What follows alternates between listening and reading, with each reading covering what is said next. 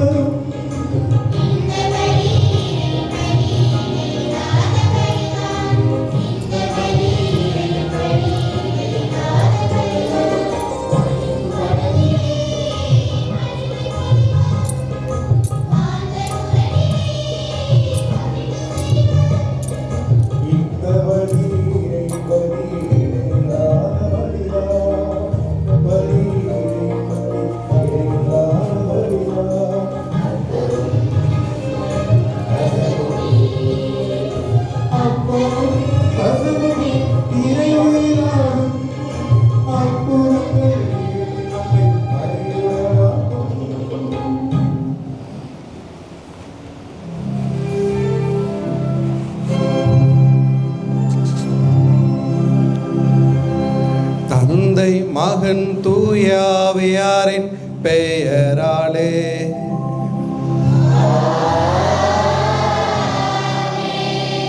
நம் ஆண்டவராகிய இயேசு கிறிஸ்துவின் அருளும் கடவுளின் அன்பும் தூய ஆவியாரின் நட்புறவும் உங்கள் அனைவரோடும் இருப்பதாக.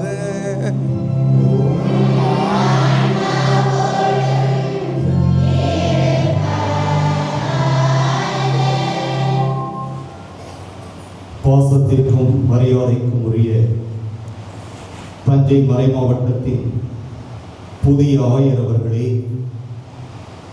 பட்டுக்கோட்டை மறைவட்ட அதிபர் தந்தை அவர்களே, நம்முடைய பங்கின் முன்னாள் பங்கு தந்தையும் புனித தாமஸ் மேல்நிலைப் பள்ளியின் தாளாளருமான அருட்தந்தை ஸ்டீஃபன் அவர்களே,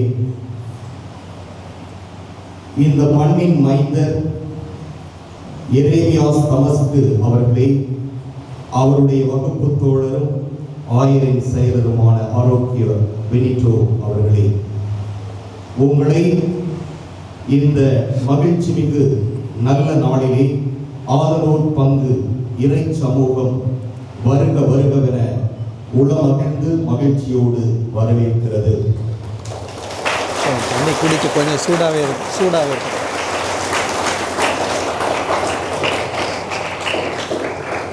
இந்த திருப்பலி இன்று நமக்கு கொடுத்து வைத்திருக்க வேண்டும். ஆயர் அவர்களுடைய தலைமையிலே நமக்கு அது நடைபெறுகிறது.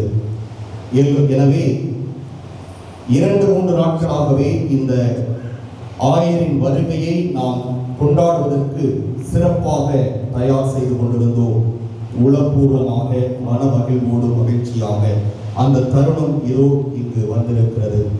எனவே இந்த புனிதமான நாளிலே தவக்காலத்தினுடைய 5வது ஞாயிறையும் நாம் கொண்டாடுகிறோம்.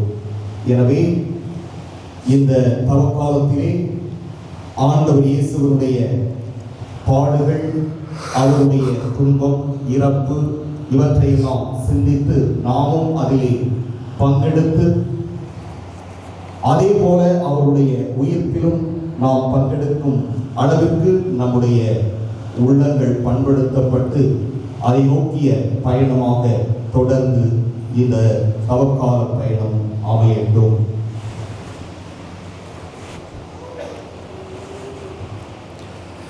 அன்புக்குரிய சகோதர சகோதரிகளை, நாம் பெற்றுக்கொண்ட திருமுழுக்கின் அடையாளமாகவும் இறைவனது அருள் பராமரிப்பின் அடையாளமாக நம்மை தெளிக்கப்படுகிற தண்ணீரை ஆசிர்வதிக்குமாறு நம் இறைவனாகிய ஆண்டவரை கெஞ்சி மன்றாடுவோம். ஆண்டவரே, எல்லாமல்ல இறைவா, உடல் ஆன்ம வாழ்வு அனைத்துக்கும் ஊற்றும் தொடக்கமும் நீரே. இத்தண்ணீரை புனிதப்படுத்தி இளமை தாழ்மையுடன் வேண்டுகிறோம். எங்கள் பாவங்களுக்கு மன்னிப்பு வேண்டவும், எல்லா நோய்களையும் தீமையின் சூழ்ச்சிகளையும் எதிர்த்து மது அருள் காவலை அடையவும் நாங்கள் இத்தண்ணீரை நம்பிக்கையுடன் பயன்படுத்துகின்றோம். எனவே ஆண்டவரே, மது பேர் இரக்கத்தின் உதவியால் உயிருள்ள தண்ணீர் எங்களில் பொங்கி எழுந்து மீட்பளிப்பதாக. இவ்வாறு நாங்கள் தூய இதயத்தோடுமே அணுகி வந்து எங்கள் உடலுக்கும் உள்ளத்துக்கும் இடர்கள் அனைத்தையும் விளக்குவோமாக. எங்கள் ஆண்டவராகிய கிறிஸ்து வழியாகவே மன்றாடுகிறோம். எல்லாமல்ல இறைவா, தண்ணீர் வளம் பெற அதில் ஒப்பிட வேண்டும் என்ற இறைவாக்கினர் எலிசா வழியாக கற்பித்தீர். உமது படைப்பு பொருளாகிய இந்த உப்பை பரிவிரக்கத்துடன் புனிதப்படுத்திய இளமை தாழ்மையுடன் வேண்டுகிறோம். ஆண்டவரே, உப்பு கலந்த தண்ணீர் தெளிக்கப்படுகிற இடமெல்லாம் தீமையின் தாக்குதல் அனைத்தும் தோல்வியுற செய்வீரா. மேல்படை தூய ஆவியார் உடனிருந்து எங்களை இடையராது காத்துருள்வாரா. எங்கள் ஆண்டவராகிய கிறிஸ்து வழியாகவே மன்றாடுகிறோம். ஆமென்.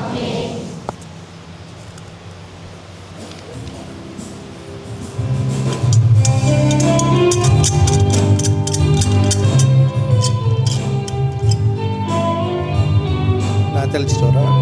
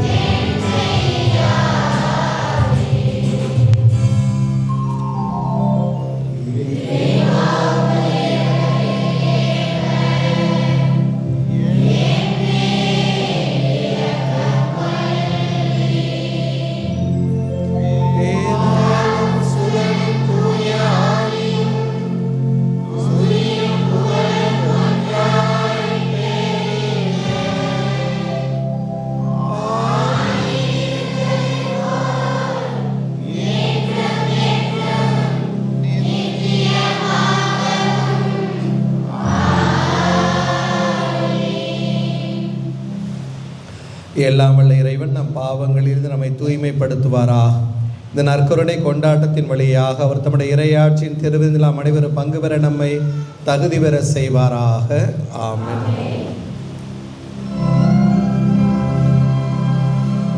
மன்றாடுவோமா.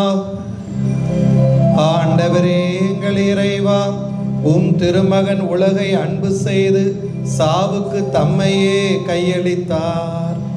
உமது அருளுதவியால் அதே அன்பில் நாங்களும் விரைந்து முன்னேறி செல்ல அருள் தாரும். உம்மோடு தூய ஆவியாரின் ஒன்றிப்பில் இறைவனாய் என்றென்றும் வாழ்ந்து ஆட்சி செய்கின்ற எங்கள் ஆண்டவரும் உம் திருமகனமாகிய இயேசு கிறிஸ்து வழியாக உம்மை மன்றாடுகின்றோம்.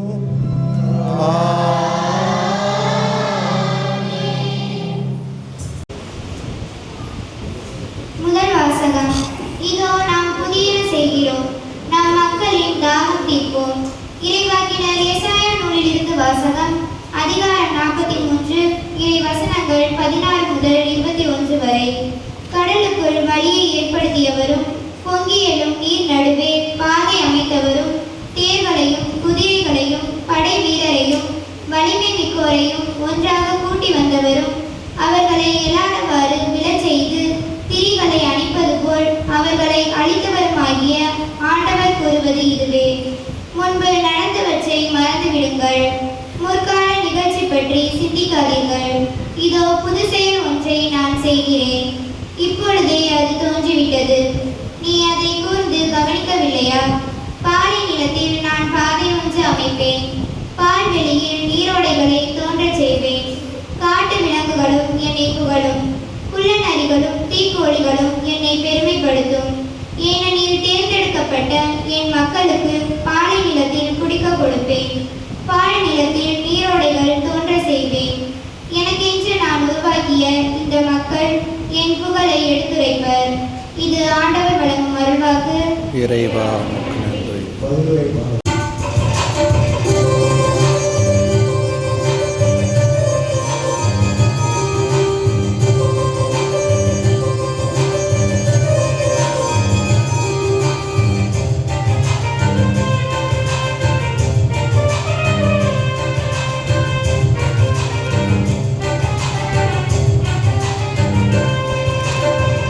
ஆண்டவர் மாபெரும் செயல் புரிவார்.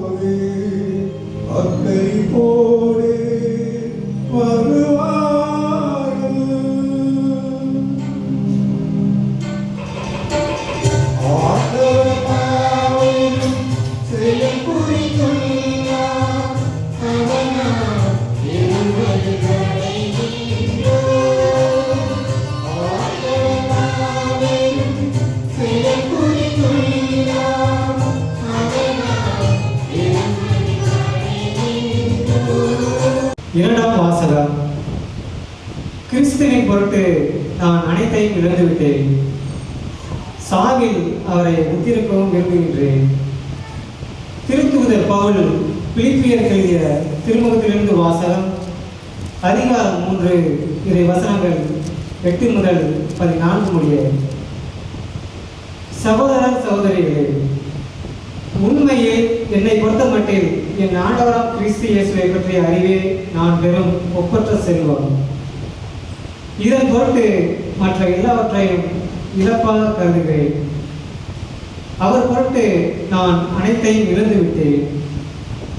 கிறிஸ்துவை ஆதாயமாக்கிக் கொள்ள எல்லாவற்றையும் குப்பையாக கருதுகிறேன்.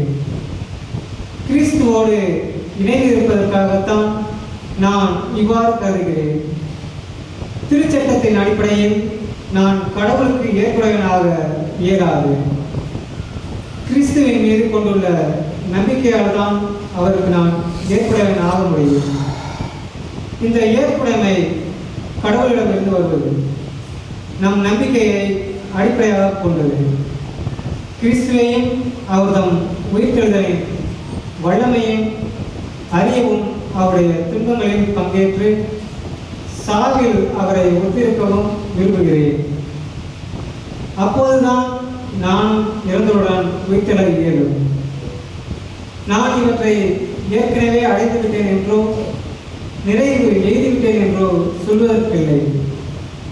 கிறிஸ்து இயேசு என்னை ஆட்கொண்டதற்கான நோக்கம் நிறைவேறுவதற்காக தொடர்ந்து ஓடுகிறேன். அன்பர்களே, இந்நோக்கம் நிறைவேறிவிட்டது என நான் எண்ணவில்லை. ஆனால் ஒன்று மட்டும் செய்கிறேன். கடந்ததை மறந்துவிட்டு முன்னிருப்பதை கண்முன் கொண்டு பரிசு பெற வேண்டிய இலக்கை நோக்கி தொடர்ந்து ஓடுகிறேன். கிறிஸ்து இயேசுவின் மூலம் கடவுள் எனக்கு மேலிருந்து விடுக்கும் அழைப்பே அப்பரிசாகும். இது ஆண்டவர் வழங்கும் அருள்வாக்கு. இறைவா நன்றி.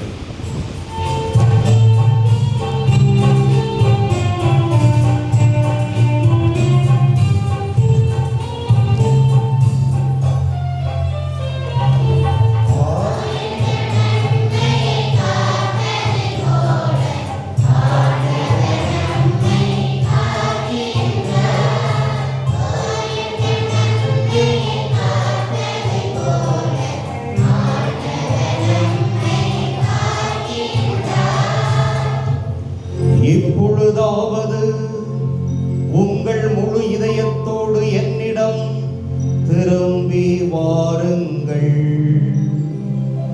ஏனெனில் நான் அருள் நிறைந்தவர், இரக்கம் மிக்கவர் என்கிறார் ஆண்டவர்.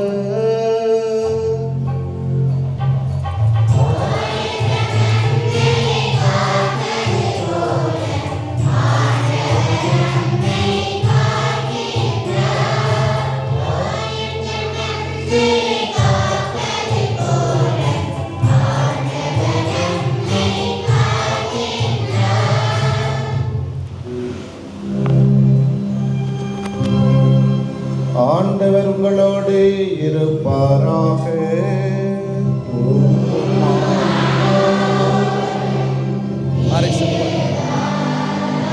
இந்த ஃபீட்பேக் ஸ்பீக்கர்ஸ் கொஞ்சம் சவுண்டு கூட வச்சு, ஏன்னா நான் பேசும்போது கொஞ்சம் கூட வச்சு. ஆண்டவரே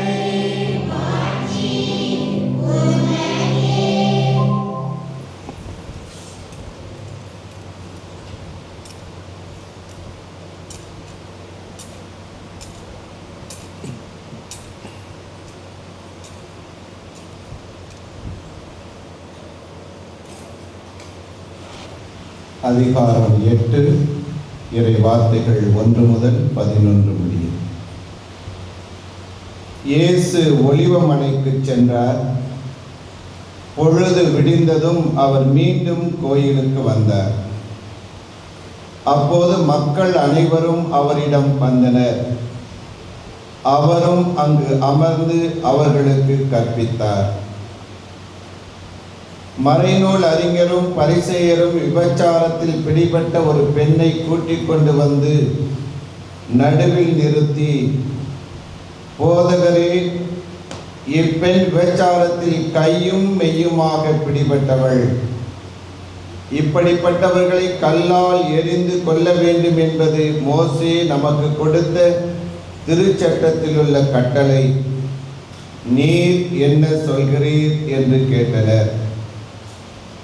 அவர் மேல் குற்றம் சுமத்த ஏதாவது வேண்டும் என்பதற்காக அவர்கள் இவ்வாறு கேட்டு சோதித்தார்கள்.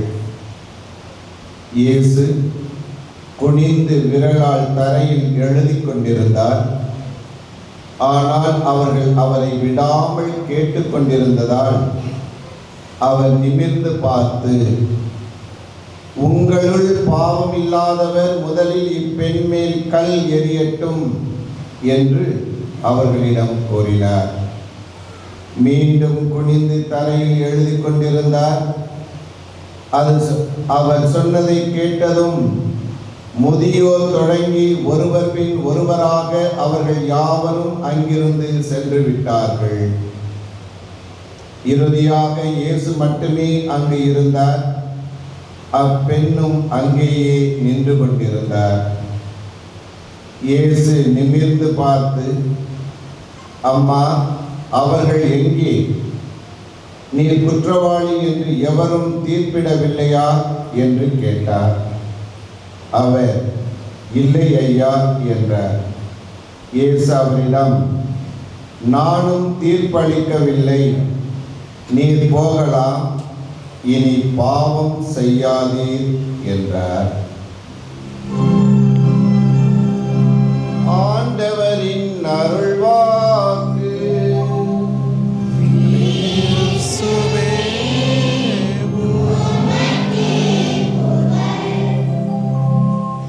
Thank you, Father.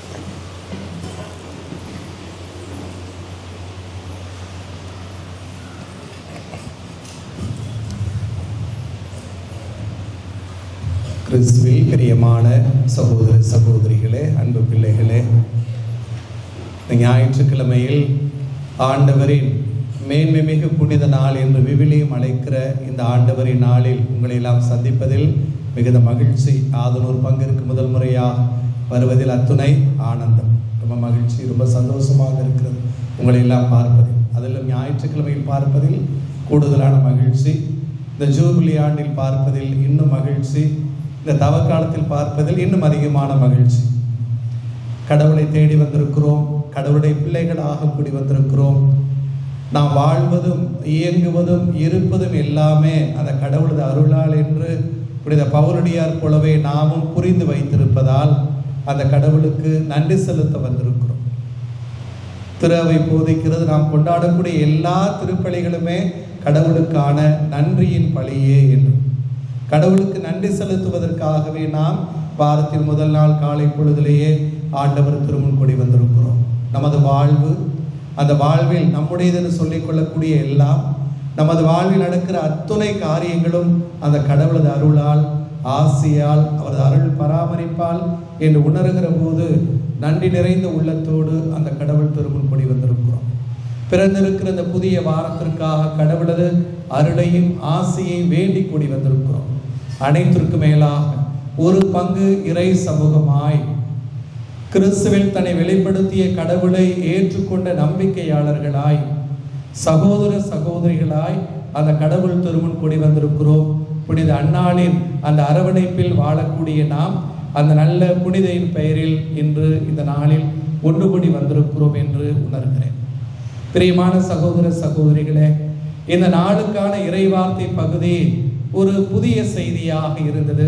ஏனெனில் 3 இறைவார்த்தை பகுதிகளுமே கடவுள் நமது வாழ்வில் நமக்கு செய்யக்கூடிய அந்த புதுமையான காரியங்களை, நமது வாழ்வில் அந்த கடவுள் செய்ய விரும்புகிற புதுமையான காரியங்களை, அந்த கடவுள் நமக்கு காட்டக்கூடிய புதிய பாதையை நமக்கு உணர்த்துவதாக இருக்கின்றன என்பதை நாம் உணர முடியும்.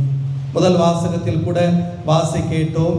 எசையா இறைவாக்கினது வார்த்தைகளில், இதோ நான் புதியன செய்ய போகிறேன், பழையன அனைத்தையும் மறந்து விடுங்கள் என்று. அதையே திருவெளிப்பாட்டு நூல் 21ஆம் அதிகாரம் 1வது வாக்கியத்தில் யோவான் சொல்வார், இதோ நான் புதிய விண்ணகத்தையும் பழைய மண்ணகமெல்லாம் மறைந்து போன புதிய மண்ணகத்தையும் பார்க்கிறேன். புதிய விண்ணகம் புதிய மண்ணகம் பழையன அனைத்தும் மறைந்து போயின்று, அழிந்து போகவில்லை, மறைந்து போக. ஆக பழைய மண்ணகம், பழைய மனிதர்கள், பழைய வாழ்க்கை முறை, மனிதர்களுக்கான ஒரு செயல்பாடுகள் என்று பழையன அத்தனையும் மறைந்து போய் இதோ நான் புதியன செய்ய போகிறேன் என்று. அதே திருவெளிப்பாட்டு நூல் 21ஆம் அதிகாரம் 5வது இறைவார்த்தை சொல்லும், இதோ நான் அனைத்தையும் புதியனவாக்குகிறேன், அத்தனையும் நான் புதிதாக்குகிறேன் என்று. நமது முன்னோரும் கூட சொல்லி வைத்திருக்கிறார், பழையன கழிதலும் புதியன புகுதலும் என்று. வாழ்க்கை என்பது அதுதான் பிரியமானவர்களே. ஆக கிறிஸ்தவ நெறியை பார்க்கிற போது அதை எப்போதுமே நான் ஒரு கடவுள் இவ்வுலகமாந்திர அனைவருக்கும் கொண்டிருக்கிற ஒரு புதிய திட்டமாக, கிறிஸ்துவில் கடவுள் நம்ம காட்டக்கூடிய புதிய பாதையாக பார்ப்பதுண்டு. இது ஒரு சமயமோ மதமோ அல்ல. என்னை பொறுத்தவரை அந்த சமயங்கள் மதங்கள் ஆண்டு கொண்டிருக்கிற அல்லது சமயங்களால் ஆளப்படுகிற அந்த ஒழுங்கு நெறிமுறைகள் சட்டத்திட்டங்கள் அத்தனையும் தாண்டி அந்த கடவுள் கிறிஸ்துவில் நம்ம காட்டக்கூடிய ஒரு புதிய பாதை, ஒரு புதிய நெறி, ஒரு புதிய வாழ்க்கை முறை என்று நாம் இதை பார்ப்போமெனில் இந்த கிறிஸ்தவம் எத்துணை மேன்மையான ஒரு புதிய நெறி என்பதை உணர முடியும். தொடக்க கால கிறிஸ்தவர்கள் யூதர்களாக இருந்து கொண்டே இயேசுவை ஏற்றுக்கொண்டார்கள் என்று பார்க்கிறோம். அவர்கள் உணர்ந்ததெல்லாம் கிறிஸ்துவில், இந்த மெஸ்ஸியாவில் கடவுள் எங்களுக்கு ஒரு புதிய பாதையை காட்டுகிறார். இந்த புதிய பாதையில் வாழ்வதென்றால் என்ன என்று அவர்கள் தங்களுக்கென்று வகுத்து கொண்ட முறை அப்படித்தான் இருந்து நம்மை போல ஒவ்வொரு நாளும் நாள்தோறும் அந்த கடவுளின் பெயரால் ஒன்று கூடி வந்தார். ஆலயங்கள் இல்லை என்றாலும் கூட கடவுளின் பெயரால் வீடுகளிலேயே ஒன்று கூடினார்கள். தங்களுக்கு அறிவிக்கப்பட்ட இறைவார்த்தையை காது கொடுத்து கேட்டார்கள், அதை இதயத்தில் நிறுத்தினார்கள், அதை வாழ்வாக்கி கொள்ள முயற்சி செய்தார்கள். தங்களுக்குள் இருக்கக்கூடிய அந்த நல்ல உறவை வெளிப்படுத்தும் விதமாக, இயேசுவின் உடனிருப்பின் அடையாளமாக, இயேசுவின் பேரன்பின் அடையாளமாக அந்த அப்பத்தை பிட்டு மகிழ்ந்து உறவு கொண்டாடினார். ஒரு சமத்துவ சமுதாயத்தை இப்போது பொது உடைமை பேசுகிறோம். 2000 ஆண்டுகளுக்கு முன்பே ஒரு பொது உடைமை சமுதாயத்தை அந்த கிறிஸ்தவர்கள் ஏற்படுத்தி கொண்டிருந்தார்கள் என்று பார்க்கிறோம். தங்களுக்குள் இருப்பவர் இல்லாதவர் என்கிற பாகுபாடு இல்லை. எல்லாருக்கும் எல்லாமும் இருப்பவர்கள் தங்களிடம் இருப்பதை இல்லாதவருக்கு கொடுத்தார்கள். தேவைப்படுகிற நிலையில் அவர்களுள் எவருமே இல்லை என்று விவிலியம் சொல்லக்கூடிய அளவுக்கு எல்லாரும் எல்லாமும் பெற்றுக்கொண்ட ஒரு பகிர்வின் சமுதாயமாக, ஒரு சமதர்ம சமுதாயமாக, சமத்துவ சமுதாயமாக, பொது உடைமை சமுதாயமாக அவர்கள் வாழ்ந்தார்கள் என்று பார்க்கிறோம். இதுதான் பிரியமானவர்களே கிறிஸ்துவில் கடவுள் நம்ம காட்டக்கூடிய புதிய பாதை. கடவுளினுடைய தாயும் தந்தையுமாக கொண்டாடுவதற்கான ஒரு புதிய பாதை. எல்லா மாந்தரையினுடைய சகோதர சகோதரிகளாக ஏற்று எந்தோடும் பாகுபாடு பாராட்டாது எல்லோரையும் அரவணைத்து ஏற்றுக்கொள்ளக்கூடிய புதிய பாதை என்று நாம் உணர வேண்டும். ஆக இந்த புதிய பாதையில் கடவுள் நமது வாழ்விலும் ஏராளமான புதுமையான செயல்பாடுகளை செய்கிறார் என்று உணர்ந்து பழையன கழிந்து பழைய காரியங்களை மறந்து கடவுள் காட்டக்கூடிய பாதையில் அவரை கரம் பற்றி முன்னோக்கி நடப்பதற்கான ஒரு அழைப்பு நமக்கு தரப்படுகிறது பிரியமானவர்களே. எரேமியா இறைவாக்கு நூல் 7ஆம் அதிகாரம் 24வது இறைவார்த்தையில் கடவுள் தன் மக்கள் பற்றி ஒரு குறைபாடு என்பதாக புலம்பித்து இருக்கிறார். அவர் சொல்லுவார், என் மக்கள் முன்னோக்கி போவதற்கு பதிலாக பின்னோக்கி போனார். வாழ்க்கை என்றால் முன்னோக்கி போக வேண்டும், புதிய பாதையில் நடக்க வேண்டும், புதிய மனிதர்களாக வாழ வேண்டும்.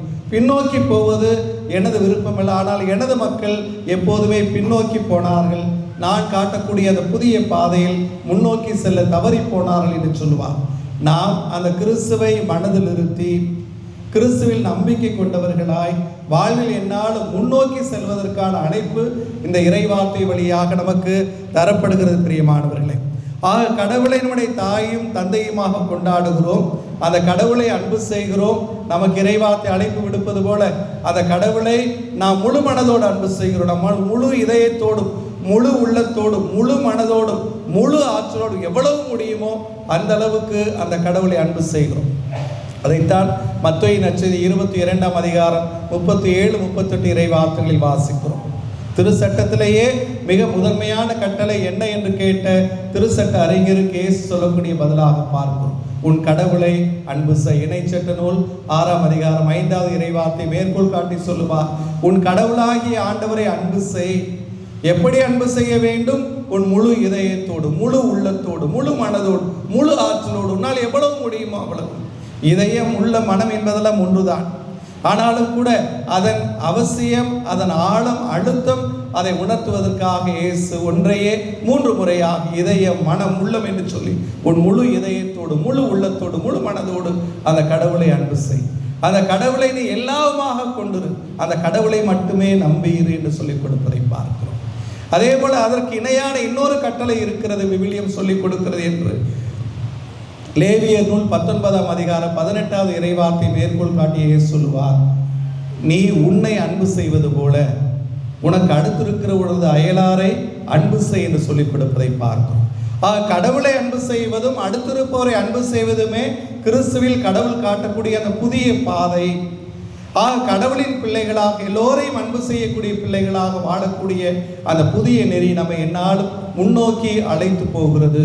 கடவுள் காட்டக்கூடிய அந்த புதிய பாதையில், அந்த புதிய நெறியில் வாழக்கூடிய மக்களாக நாம் இருக்க வேண்டும் என்கிற அழைப்பு நமக்கு தரப்படுகிறது. பிரியமானவர்கள், யாராவது இயேசுவை அறிந்திராதவர்கள், கிறிஸ்தவர்களாக பிறக்காதவர்கள் இயேசுவை அறிந்து கொள்ள வேண்டும். குறிப்பாக திருமண நாளில் மதமாற்றம் அடைய வேண்டும் என்று விரும்பக்கூடிய சகோதர சகோதரிகளிடம் கிறிஸ்தவத்தை பற்றி தெரிந்து கொள்ள வேண்டுமானால், இந்த கிறிஸ்தவம் என்ன என்று உங்களுக்கு தெரிந்து கொள்ள நீங்கள் ஆசைப்படுவீர்களானால் லூக்கா நற்செய்தி 6ஆம் அதிகாரத்தை படித்துவிட்டு வாருங்கள் என்று சொல்லுவேன்.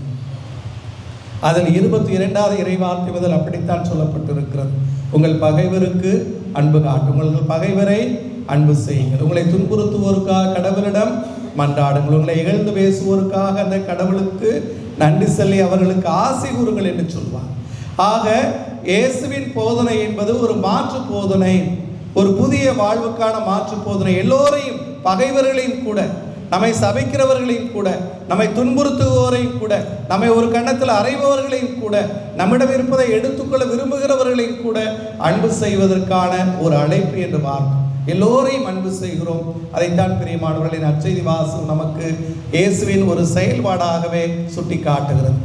ஒரு ஆழமான ஒரு சமூக நீதியை நமக்கு சொல்லிக் கொடுக்கிறவராக இயேசு அந்த நிகழ்வில் விபச்சாரத்தில் பிடிபட்ட பெண், யோவான் நற்செய்தி 8ஆம் அதிகாரத்தில் வாசிக்கிறோம் இந்த நிகழ்ச்சியை. அதைத்தான் தந்தை அவர்கள் வாசிக்கட்டும் இன்றைய நற்செய்தியாக. இயேசுவை பொறுத்தவரை அந்த பெண் கடவுளது பிள்ளை, பாவம் செய்திருந்தாலும் கூட அந்த கடவுளது இரக்கத்தில் நம்பிக்கை கொண்டவர், அந்த இரக்கத்தை பெறக்கூடியவர், அந்த கடவுளால் மன்னிக்கப்படுகிறவர். அவர் இனி பாவம் செய்யக்கூடாது என்பது என்றாலும் கூட அவர் தான் செய்த பாவத்திற்காக தண்டிக்கப்படக்கூடாது என்று நினைத்தவராக பார்க்கிறோம். மேலோட்டமாக பார்த்தால் இயேசு அவரை அன்பு செய்கிறார், அவரை மன்னித்து விட்டு விடுகிறார் என்பதாக இருக்கும். ஆனால் அந்த நிகழ்ச்சி ஏராளமான சமூக கேள்விகளை நமக்கு முன்னால் வைக்கிறது. அவர் அந்த விபச்சாரத்தில் ஈடுபட்ட ஒரு பெண்மணி என்றால் அவரை அந்த நிலைக்கு தள்ளி அந்த சமுதாயம் குற்றவாளி இல்லையா? ஆக தனது வறுமையை போக்க, பசிதீர அந்த ஒரு தொழிலை செய்யக்கூடிய ஒரு பெண்மணியானால் அவரை அந்த நிலைக்கு தள்ளி அந்த சமுதாயத்தை யார் கேள்வி கேட்பது? அவர் செய்வது விபச்சாரம் என்றால் அவரோடு விபச்சாரம் செய்த அந்த ஆண்கள் எங்கே? இது ஒரு பெண்மணி செய்யக்கூடிய தவறுதானா என்கிற கேள்விகளை எல்லாம் இயேசு கேட்பவராகவே எனக்கு தோன்றுகிறது. ஆகவே தான் சொல்லுகிறார், உங்களில் எவன் பாவம் செய்யவில்லையோ அவன் முதல் கல்லெறிந்து விட்டு போகட்டும் என்று. யோவான் நற்செய்தியாளர் நக்கலாக பேசுவார். அவர் அப்படித்தான் எழுதியிருக்கிறார். பெரியவர் தொடங்கி, நிறைய பாவம் செய்திருந்த பெரியவர் தொடங்கி, பாவம் செய்ய தொடங்கி இருக்கிற சிறியவர் ஊடார் எல்லோரும் அதை விட்டு அகன்று போனார்கள். இன்றைய நற்செய்தி வாசகத்தின் கடைசி வாக்கியம் எனக்கு மிக பிடித்தமான பகுதி. இயேசு ஏறெடுத்து பார்க்கிறார், அந்த பெண்மணி மட்டுமே அங்கு நின்று கொண்டிருக்கிறார். தங்களை நல்லவர்களாக நினைத்து கொண்டிருந்தவர்கள், அடுத்தவரை குற்றவாளி என்று குற்றம் சுமத்தியவர்கள், அந்த பெண்ணை எப்படியாவது தண்டித்தாக வேண்டும் என்று கங்கணம் கட்டி நின்று கொண்டிருந்தவர்கள், வைராக்கியம் மிகுந்த அந்த ஆண்கள் எல்லாம் அந்த இடத்தை விட்டு அகன்று போனார்கள். இயேசுவின் பிரசன்னத்தில் கடவுளது இரக்கத்தை பெற்றுக்கொண்டவராய் அந்த பெண்மணி மட்டுமே அங்கு இயேசுவோடு நின்று கொண்டிருந்தார் என்று பார்க்கிறோம். ஆக கிறிஸ்துவில் பிரியமானவர்களை, பாவிகளையும் கூட அரவணைத்துக் கொள்ளும் கடவுளது அன்பு கரங்களாக நம்ம ஆண்டவர் இயேசுவை அங்கு பார்க்கிறோம். ஆக அவரையும் இயேசு அன்பு செய்கிறார், அவரையும் கடவுளுடைய பிள்ளையாக கொண்டாடுகிறார். அவருக்குமான கடவுளது அன்பையும் இரக்கத்தையும் பரிவையும் இயேசு அங்கு காட்டக்கூடியவராக, உணர்த்தக்கூடியவராக இருக்கிறார். பிரியமானவர்களே, இதைத்தான் கிறிஸ்தவ நெறி என்று சொல்லுகிறேன். இதுதான் பகைவரையும் அன்பு செய்யக்கூடிய, பாவிகளையும் அன்பு செய்யக்கூடிய, தவறு செய்பவர்களையும் கூட புரிந்து ஏற்றுக்கொள்ளக்கூடிய ஒரு புதிய சமூக நெறிக்கான, ஒரு புதிய சமூக நீதிக்கான ஒரு வாழ்க்கை முறை அது இயேசுவால் காட்டப்படுகிறது என்று பார்க்கிறோம். 2ஆம் வாசகத்தில் புனித பவுலடியாரும் சொல்ல கேட்டோம். பிலிப்பியர்கள் திருமுகம் 3ஆம் அதிகாரம் 8வது இறை வார்த்தையிலிருந்து அவர் சொல்லுவார், பழையதை நான் மறந்து விட்டேன், நான் யார் அதை குறித்து எனக்கு அக்கறை இல்லை. இந்த திரு அவையை நான் ஒழிக்க விரும்பினேன், இயேசுவை ஏற்றுக்கொண்ட எல்லோரையும் குற்றவாளி கூண்டில் ஏற்ற விரும்பினேன். அது எனது பழைய காலம், அது எனது பாவப்பட்ட காலம். ஆனால் இயேசுவை நான் சொந்தமாக்கி கொண்டேன். இயேசுவை சொந்தமாக்கி கொள்வதற்காக இந்த உலகம் முழுவதையும் குப்பை என கருதுகிறேன். நான் யார், எனது இனப்பெருமை என்ன, எனது அறிவுத்திறன் என்ன, எனது செயலூக்கம் என்ன, எவ்வளவு சாதிக்கிறேன், இவையெல்லாம் ஒன்றுமே இல்லை அந்த இயேசு என்கிற அந்த பெரும் செல்வத்தை சொந்தமாக்கி கொள்ளுகிற போது. ஆக இயேசு என்கிற பெரும் செல்வத்தை நான் சொந்தமாக்கி கொண்டேன், இந்த உலகம் முழுவதை குப்பை என கருதுகிறேன் என்று சொல்லி அவர் சொல்லுவார். முன் இருப்பதை கண்முன் கொண்டு விரைந்து ஓடுகிறேன். கடந்து போனதை, பழைய காலத்தை தூக்கி எறிந்துவிட்டு, அந்த பாவ சுமையை, பாவ மூட்டையை தூக்கி எறிந்துவிட்டு இயேசுவை மட்டும் சொந்தமாக்கி கொண்டு முன்னேறி பயணித்துக் கொண்டிருக்கிறேன் என்று சொல்வார். பிரியமானவர்களே, இந்த தவக்காலம் நமக்கு அப்படிப்பட்ட ஒரு அழைப்பைத்தான் கொடுப்பதாக உணர்கிறேன். இந்த தவக்காலம் அந்த கடவுளோடு மீண்டும் ஒப்புரவாகி வருவதற்கு அந்த கடவுள் தரக்கூடிய அருளின் காலம் என்று நாம் உணர வேண்டும்.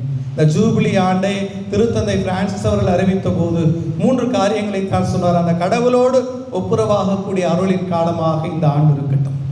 எல்லா மாந்தரோடும் உங்கள் உறவுகளை புதுப்பித்து எல்லா மாந்தரோடும் ஒப்புரவாகிற அருளின் காலமாக இந்த ஆண்டு இருக்கட்டும்.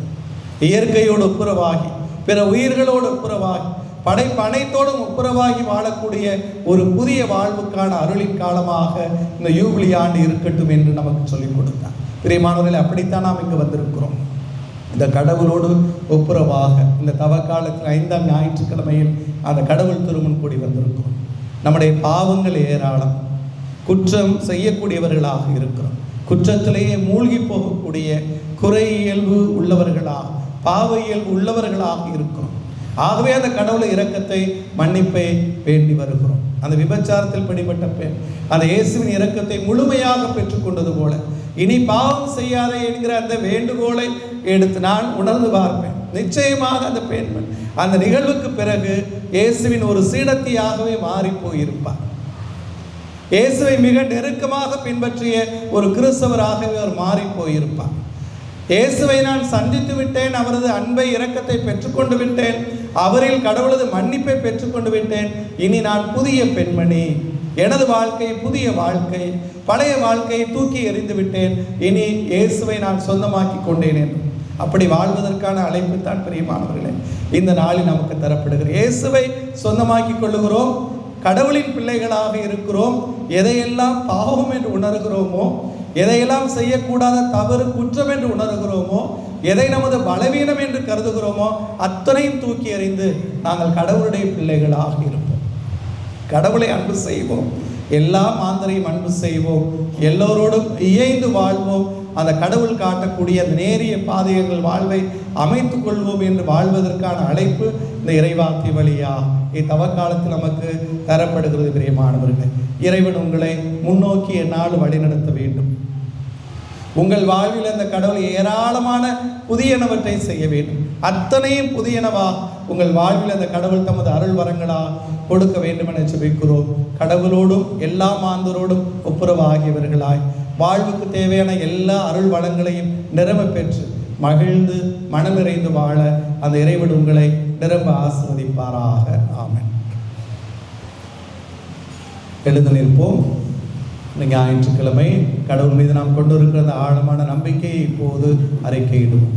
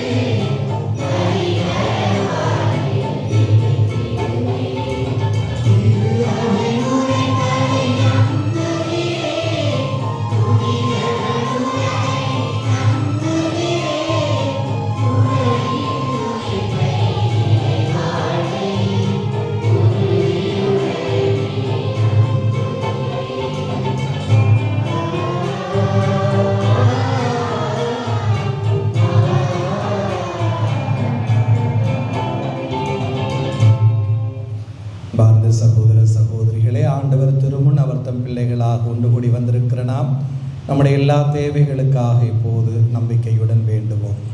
அன்பின் இறைவா, நீ தேர்ந்து கொண்ட திரு அவை தலைவர்கள் அனைவரும் இயேசு என்ற ஒப்பற்ற செல்வத்தை தொய்வின்றி எடுத்துரைக்க தேவையான அருள் வரங்களை தர வேண்டும் என்று இறைவா உம்மை மன்றாடுகிறோம். வாழ்வும் வழியுமான இறைவா, இன்றைய கல்வாரி பலியை சிறப்பிக்க எம் பங்கிற்கு வருகை தந்திருக்கும் எம் மறைமாவட்ட ஆயர் மேதகு தா சகாயராஜ் அவர்களுக்கு நிறைவான ஆசீர்வாதத்தையும் உமது நிலையான உடன் இருப்பையும் தந்தருளும்.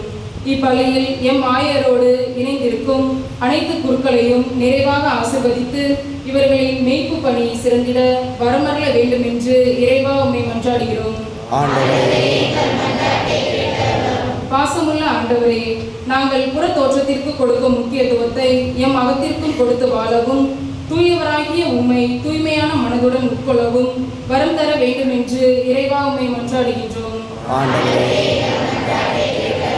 அளவின்றி எம்மை மன்னிக்கும் ஆண்டவரே, நாங்கள் அனைவரும் இயேசுவின் மதிப்பீடுகளின்படி வாழ்ந்து எமது சொற்களால் வாழ்க்கையால் இயேசுவை அறிவிக்கவும் ஒவ்வொரு நாளும் இறை வார்த்தையை படித்து பலன் கொடுத்து வாழவும் வரம் தர வேண்டும் என்று இறைவா உம்மை மன்றாடுகின்றோம்.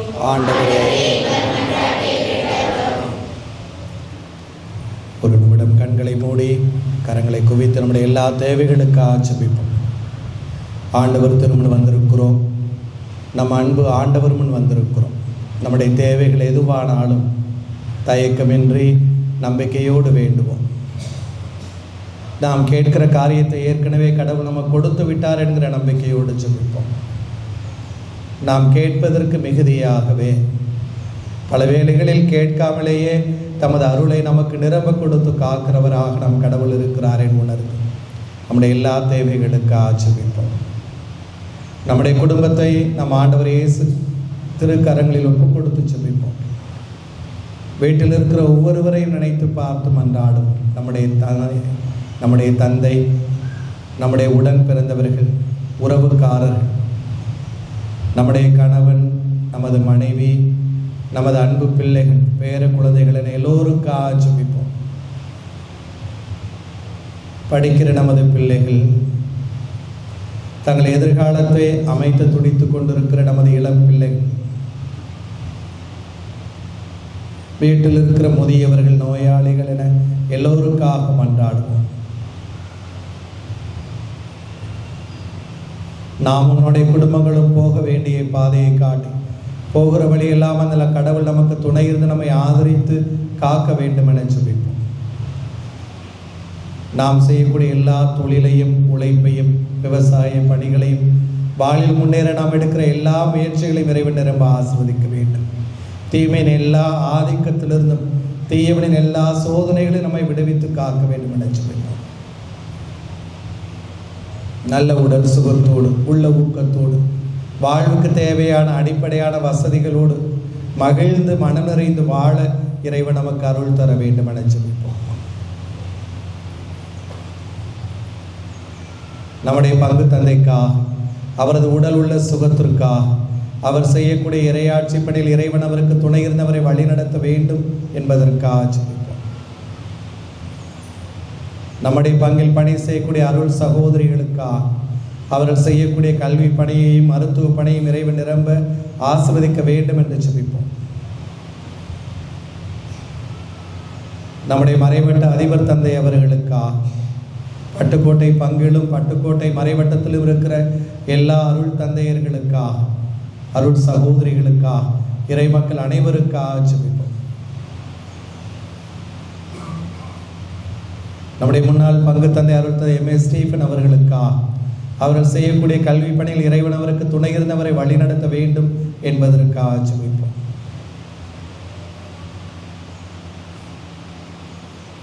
நம்முடைய மண்ணின் மைந்தருக்காக ஜெபிப்போம்.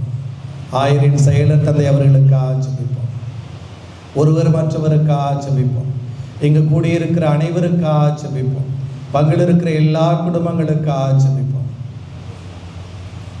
நம் முழு இதயத்தோடு, முழு உள்ளத்தோடு, முழு மனதோடு, முழு ஆற்றலோடு அந்த கடவுளை அன்பு செய்யும்.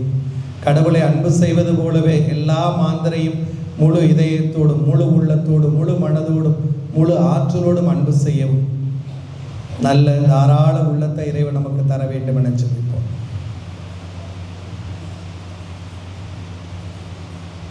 நம் பகைவரையும் நம்மை துன்புறுத்துவோரையும் நம்மை இகழ்ந்து பேசுவோரையும் பாவிகளையும் கூட அன்பு செய்வதற்கான நல்ல உள்ளத்தை இறைவன் நமக்கு தர வேண்டும் என ஜெபிப்போம். எங்கள் தாயும் தந்தையுமான இறைவா, உம்முடைய பிள்ளைகள் நாங்கள் மனம் நிறைந்து உமக்கு நன்றி செலுத்துகிறோம். காலங்கள் தோறும் தலைமுறை தலைமுறையாக நீர் எமக்கு செய்து வந்திருக்கிற எல்லா நன்மைகளுக்காக நன்றி செலுத்துகிறோம். 1000 தலைமுறை வரைக்கும் உம் இரக்கத்தின் உடன்படிக்கையை காக்கிற கடவுளாக நீர் இருப்பதால் உமக்கு நன்றி செலுத்துகிறோம். எங்கள் குடும்பங்களை ஆசீர்வதியும். தலைமுறை தோறும் நீர் எங்களுக்கு துணை இருந்து எங்களை ஆதரித்து காத்திரணும். திருப்பலி வழியாக நாங்கள் ஏறெடுத்த எல்லா ஜெபங்களுக்கும் செவிமடுத்தருளும் ஆண்டவரே. வியத்துக்கு பராமரிப்பில் எங்களை காத்துள்ளோம். எங்கள் ஆண்டவராக கிறிஸ்து வழியாக புனித அன்னாளின் பரிந்துரையில் நம்பிக்கையோடு மன்றாடுகிறோம். ஆமென்.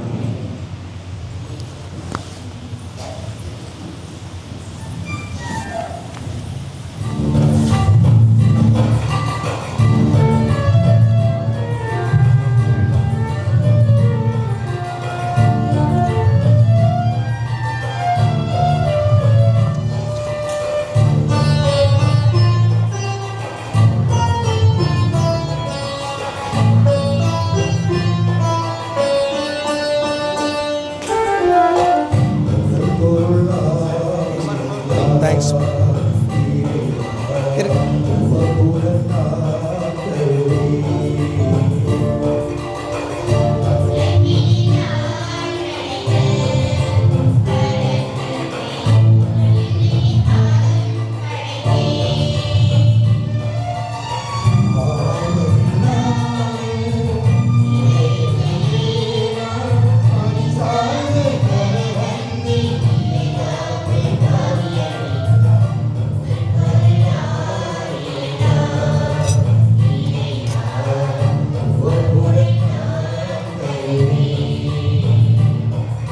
போதுமா?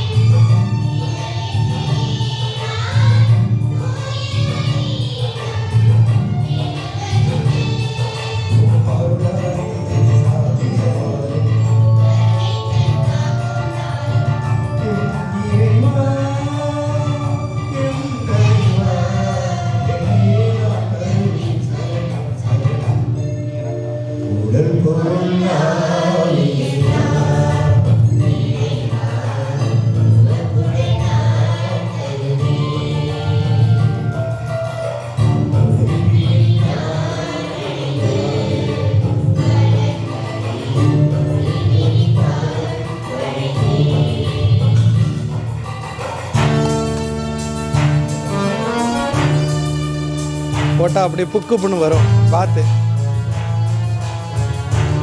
அதான் சொன்னேன். க்ளோஸ் பண்ணுங்க.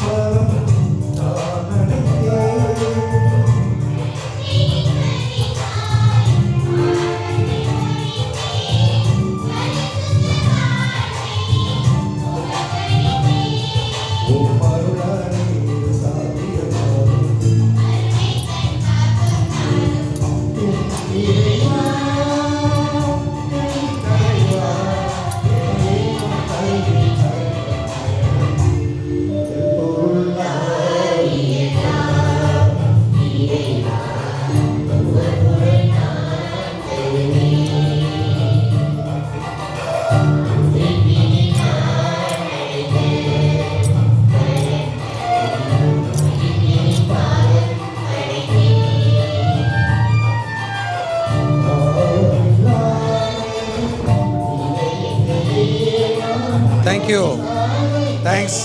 God bless you.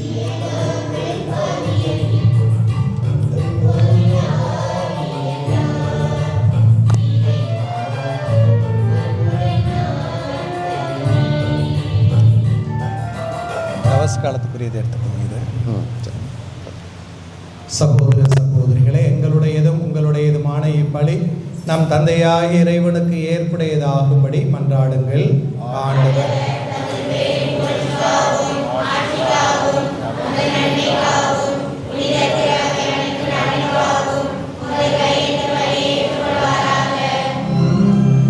எல்லாம் வல்ல இறைவா, கிறிஸ்தவ நம்பிக்கையின் படிப்பினையால் நிரப்பியுள்ள மத அடியார்களுக்கும் எங்களுக்கும் செவிசாய் தருளும்.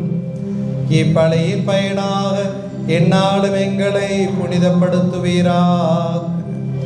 எங்கள் ஆண்டவராகிய கிறிஸ்து வழியாக உம்மை மன்றாடுகின்றோம். ஆண்டவர் உங்களோடு இருப்பாராக.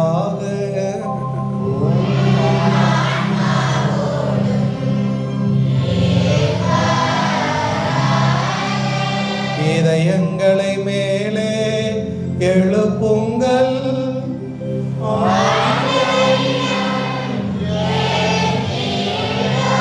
நம் இறைவனாகிய ஆண்டவருக்கு நன்றி கூறுவோம்.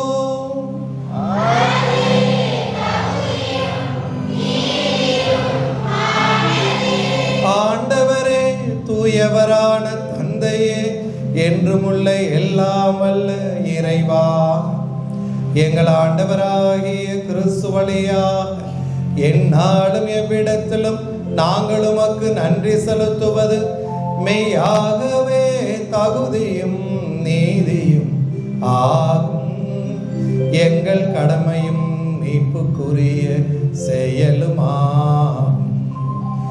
ஏனெனில் முது பேரருளால் உம் நம்பிக்கையால் நாங்கள் மன தூய்மை பெற்று ஆண்டுதோறும் பாஸ்கா திருநாளின் மறைபொருள்களை மகிழ்ச்சியுடன் எதிர்பார்த்திருக்க செய்கின்றீர். அதனால் பக்தியுள்ள வேண்டல்களிலும் அன்பு செயல்களிலும் நாங்கள் மேன்மேலும் ஈடுபட்டு எங்களுக்கு புத்துயிரளிக்கும் மறை நிகழ்வுகளில் பங்கு பெற்று பிள்ளைகளுக்குரிய மது பேரருளை நிறைவாக பெற செய்கின்றீர். ஆகவே உம் திருமகன் கிறிஸ்துவோடும் அவரது இரக்கத்தையே விரும்பி தேடும் இவ்வுலக மாந்தர் அனைவரோடும் உமது படைப்புகள் அனைத்தோடும் நாங்களும் சேர்ந்து உமது மாட்சியை புகழ்ந்துரைத்து மகிழ்ச்சியுடன் பாடுவதாவது.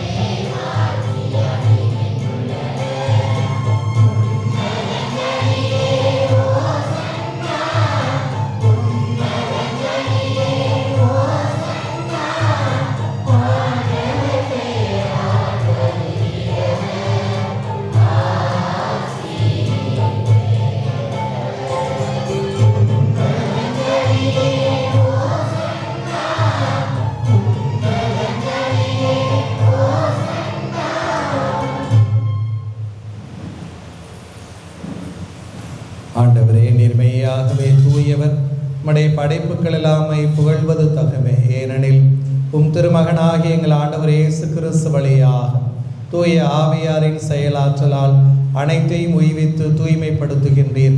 கதிரவன் தோன்றி மறைவரை உமது திருப்பெயருக்கு தூய காணிக்கையை ஒப்புக் கொடுக்குமாறு உமக்கன மக்களை இடையராது கொண்டு சேர்த்து வருகின்றீர். எனவே ஆண்டவரே, உமக்கு அர்ப்பணிக்க நாங்கள் கொண்டு வந்துள்ள காணிக்கைகளை அதே ஆவியால் தூய்மைப்படுத்துமை தாழ்மையுடன் மன்றாடுகின்றோம். இவ்வாறு எங்கள் ஆண்டவர் இயேசு கிறிஸ்துவின் உடலும் இரத்தமுமாக இவை மாறுபனவாக அவர் பணித்தவாறே இம்மறை நிகழ்வுகளை கொண்டாடுகின்றோம். ஏனெனில் அவர் காட்டிக் கொடுக்கப்பட்ட இரவில் அப்பத்தை எடுத்து நன்றி செலுத்தி ஆசி வழங்கி அதை பிட்டு தம் சீடர்களுக்கு அளித்து கூறியதாவது, அனைவரும் இதிலிருந்து பெற்று உண்ணுங்கள், ஏனெனில் இது உங்களுக்காக கையளிக்கப்படும் என் உடல்.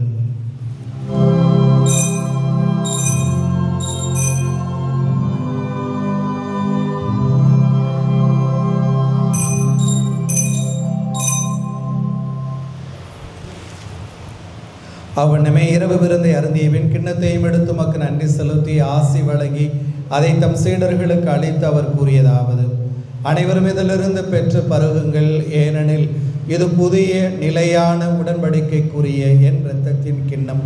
இது பாவ மன்னிப்புக்கென்று உங்களுக்காகவும் பலருக்காகவும் சிந்தப்படும். இதை என் நினைவாக செய்யுங்கள்.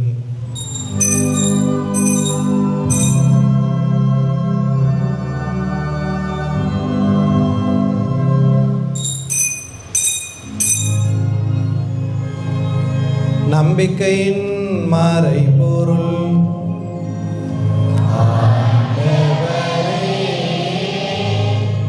நீ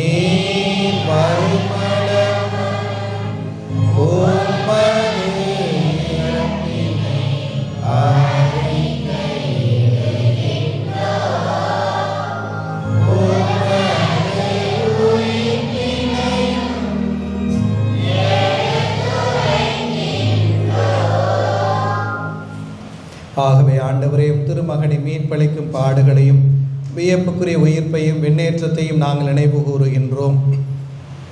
இவர் மீண்டும் வருவாரென எதிர்பார்த்திருக்கும் நாங்கள் இப்புனிதமான உயிருள்ள பலியை நன்றி செலுத்தி ஒப்புக் கொடுக்கின்றோம். திரு அவையின் காணிக்கையை கண்ணோக்கியருடைய மன்றாடுகின்றோம். இப்பலியினால் நீர் உளம்கனிய திருவுளமானீர். இவ்வாறுமுடைய திருமகனின் திருவுடல் திரு இரத்தத்தால் ஊட்ட பெறும் நாங்கள் அவருடைய தூய ஆவியால் நிரப்ப பெற்று கிறிஸ்துவுக்குள் ஒரே உடலும் ஒரே உள்ளமும் உடையவராக விளங்கச் செய்கிறார்.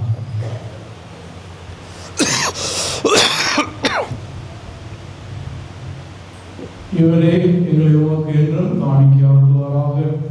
இவ்வாறுமால் தேர்ந்து கொள்ளப்பட்டவர்களோடு முதலாக புனிதமிக்க கன்னியும் கடவுளின் தாயுமான மரியா, அவருடைய கணவரான யோசேப்பு, புனித திருத்தூதர்கள், மாட்சிமிகு மறைசாட்சியர், எங்கள் பாதுகாவலராய் அண்ணமால் மற்ற புனிதர்கள் அனைவரும் நாங்கள் உரிமை பெற்று தகுதியுடையோர் ஆவோமாக.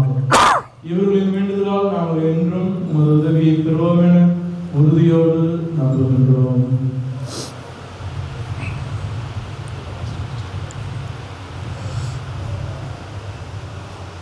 ஆண்டவரே, எங்களை உமோடு ஒப்புரவாக்கும் இப்படி உலகுக்கெல்லாம் அமைதியும் மீட்பும் தர வேண்டும் என மன்றாடுகிறோம். இவ்வுலகில் பயணம் செய்யும் உமது திரு அவையை சிறப்பாக உம் அடியாராகிய எங்கள் திருத்தந்தை பிரான்சிஸ், எங்கள் ஆயர் சகாயராஜ், ஏனைய ஆயர்கள், திருநிலையினர், உமக்கு சொந்தமான மக்கள் ஆகிய அனைவரையும் நம்பிக்கையிலும் அன்பிலும் உறுதி பெறச் செய்வீராக. நீர் விரும்பியபடி உம் திருமுன் இருக்கின்ற இக்குடும்பத்தின் வேண்டல்களுக்கு கனிவுடன் செவி சாய்த்தருளும். கனிவுள்ள தந்தையை, எங்கும் சிதறண்டிருக்கும் உம்முடைய பிள்ளைகளை கனிவுடன் உமோடு சேர்த்து கொள்ளும். இறந்து போன எங்கள் சகோதர சகோதரிகளையும் உமக்கு உகந்தவர்களாய் வாழ்ந்து இவ்வுலகை விட்டு சென்ற அனைவரையும் உமது ஆட்சியில் கனிவுடன் ஏற்றருளும். நாங்களும் அங்கு வந்து சேர்ந்து அவர்களோடு உமது ஆட்சியால் என்றும் மன நிறைவு அடைவோம் என எங்கள் ஆண்டவராகிய கிறிஸ்து வழியாக எதிர்நோக்கி இருக்கின்றோம். இவர் வழியாகவே நீர் உலகுக்கு எல்லா நன்மைகளையும் வழங்குகின்றீர்.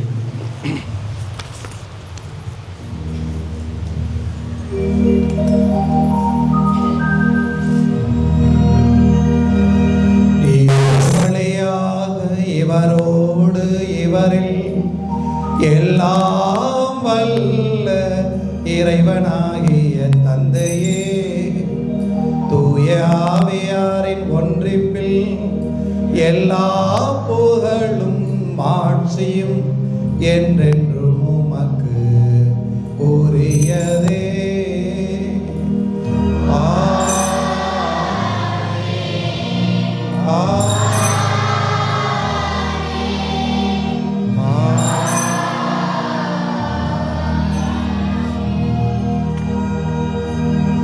மீட்பரின் கட்டளையால் கற்பிக்கப்பட்டு இறை படிப்பினையால் பயிற்சி பெற்ற நாம் துணிந்து வேண்டுவோம். விண்ணுலகில் இருக்கிற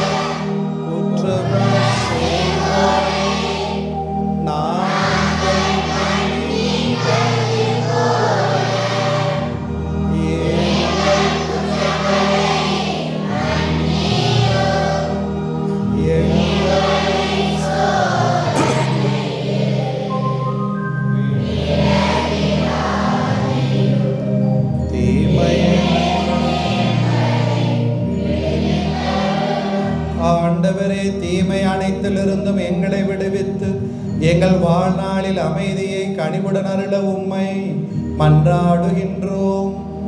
உமது இரக்கத்தின் உதவியால் நாங்கள் பாவத்தில் இருந்து எப்போதும் விடுதலை பெற்று யாதொரு கலக்கமும் இன்றி நலமாயிருப்போமாக.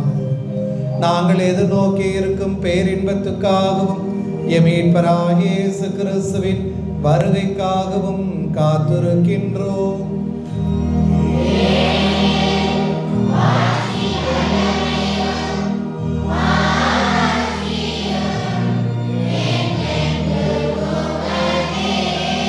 ஆண்டவரே இயேசு கிறிஸ்துவை அமைதியை உங்களுக்கு விட்டு செல்கிறேன், என் அமைதியையே உங்களுக்கு அளிக்கிறேன் நம் திருத்தூதர்களுக்கு மொழிந்தீரே. எங்கள் பாவங்களை பாராமல் உமது திரு அவை நம்பிக்கையை கண்ணோக்கி உமது திருவுளத்திற்கு ஏற்பதற்கு அமைதியையும் ஒற்றுமையையும் அளித்துள்வீரா. என்றென்று வாழ்ந்து ஆட்சி செய்தவர் நீரே. ஆண்டவருடைய அமைதி உங்களோடு என்றும் இருப்பதாக. ஒருவருக்கொருவர் அமைதியை பகிர்ந்து கொள்வோம். சமாதானம்.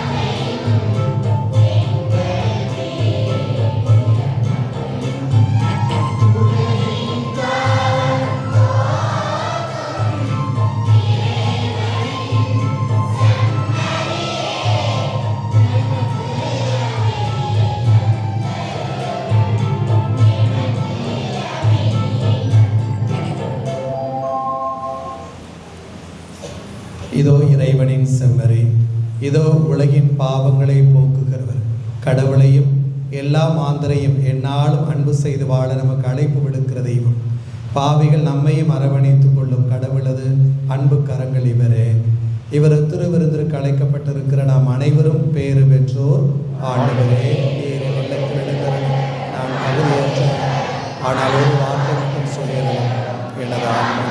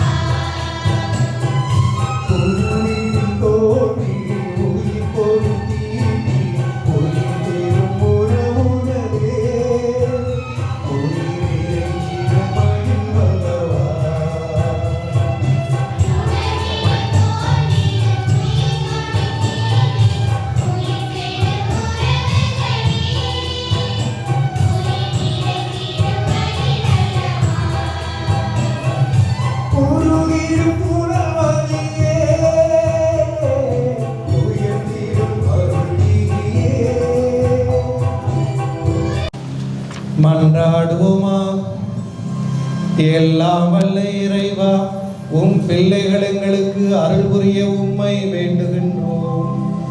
உம் திருமகன் இயேசு கிறிஸ்துவின் உடலையும் இரத்தத்தையும் உட்கொள்கிற நாங்கள் அவருடைய சகோதர சகோதரிகளாக எந்நாளும் வாழ எங்களுக்கு அருள்தார். என்றென்று வாழ்ந்து ஆட்சி செய்கின்ற அவர் வழியாக உம்மை மன்றாடுகின்றோம்.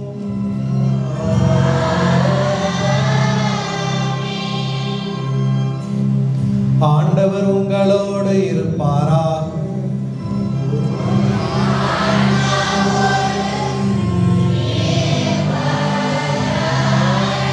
இறைவனின் ஆசி பெற தலைவணங்கி மன்றாடுவோம். என்று வாழும் நம் தாயும் தந்தையுமான இறைவன் தம் அளப்பெரிய மாட்சியாலும் இவ்வுலகின் மீது கொண்ட மாறாத அன்பாலும் தம் திருமகனின் வாழ்வாலும் வார்த்தையாலும் மரணத்தாலும் உயிர்ப்பாலும் தம் தூய ஆவியாரின் அனைத்து நிறைவுபடுத்தி வழிநடத்தி காக்கும் அருளாலும் புனித ஆரோக்கிய தாயின் அன்பு அருள் துணையாலும் புனித சூசேப்பரின் வேண்டுதலாலும் புனித அன்னாளின் பரிந்துரைகளாலும் உங்களை ஆசிர்வதிப்பாரா, உங்கள் குடும்பங்களை ஆசிர்வதிப்பாரா, நம் பங்கு இறை சமூகத்தை ஆசிர்வதிப்பாரா. இந்நாளில் நீங்கள் ஏறெடுத்த எல்லா ஜபங்களுக்கும் செவிமடுத்து உங்கள் இதய விரும்பி தேடும் எல்லா அருள் வரங்களாலும் உங்களை நிரப்பி எந்நாளும் முன்னோக்கி இன்னும் நிறைவான முழுமையான மகிழ்ச்சி மிகுந்த வாழ்வை நோக்கி அந்த இறைவன் தாமே உங்களை அருளோடும் வல்லமையோடும் வழி நடத்துவாராக. ஆமென். எல்லாம் வல்ல இறைவன் தந்தை மகன் தூயாவியார் உங்களுக்கு ஆசி அளிப்பாராக.